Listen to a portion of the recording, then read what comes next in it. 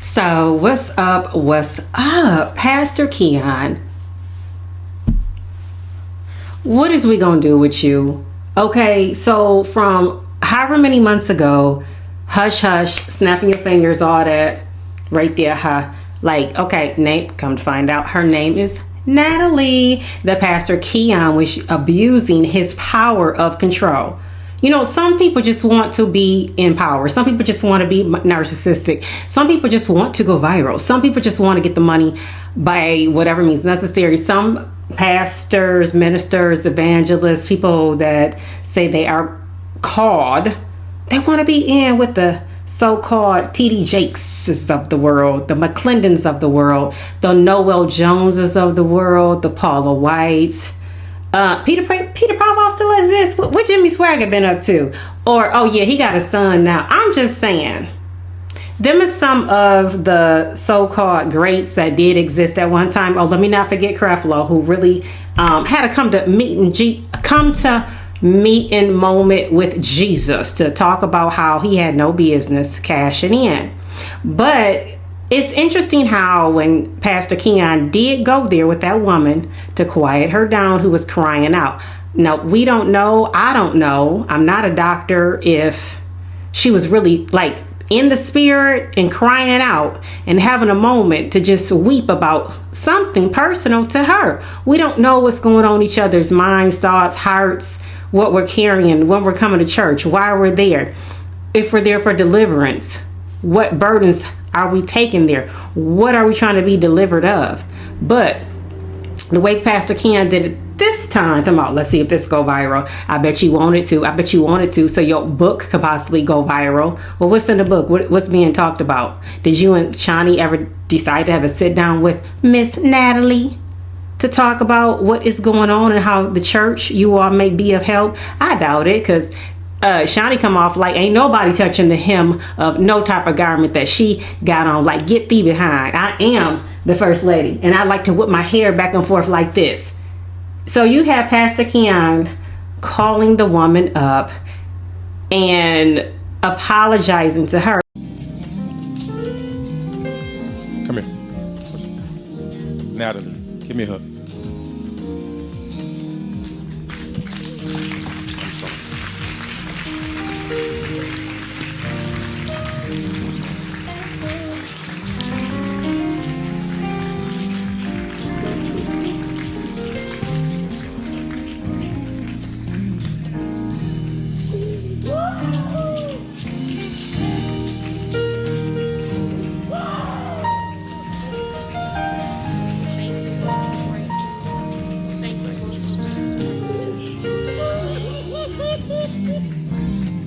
For those who don't know, this is the lady where we had the viral moment about the hush situation. I had no, look at me. I had no idea that my actions would cause you that much pain. And I want to say in front of this body that I am so sorry for the trouble that my actions caused. Bless you. I'm so sorry. All right. Let's leave this place. Everybody say restoration. See, it lives in the kingdom. We don't live on Instagram, we live in the kingdom. But why did he have to push her head? Like, why did he have to like do the reflex for her head to move back like that? I was like, oh dang. Then Sister Natalie just embracing him. It was like, it wasn't that church hug, like we talk about that church hug. That was like that warm embrace. I don't know what type of hug that was.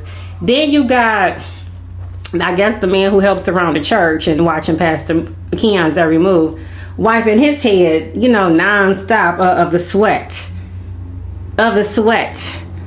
Was Pastor Keion feeling some type of way? Probably really didn't want to apologize and just started sweating profusely. Or was he just really in the spirit of like, I got to get this done. This is the day we done organized. It's going to happen at this time. Because it'd be looking like it'd be a whole theatrical production when this man gets up there to perform. Between him and Shaunie, I really think they are meant to be. It's a whole theatrical production. So for this woman to be crying out, I don't know if that's a theatrical production or not. But I just be wondering too, did Pastor Keion make that go? But at 21, did he make that? I heard he didn't. But then now you see Shaunie, she's doing, the both of them, they're doing sponsorships about some printer date night. I heard them sponsorships can sometimes be worth 6 figures.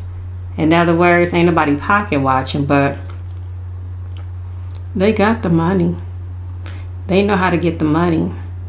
While some of us is just doing the best that we can, tithing how we supposed to, tithing to the church that we do see fit, that we do feel like, okay, this is the real deal, because not every man, woman is being led of God. We know that.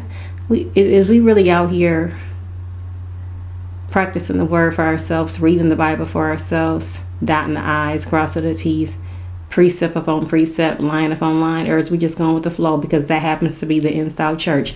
Every now and again, an in-style church will come into play.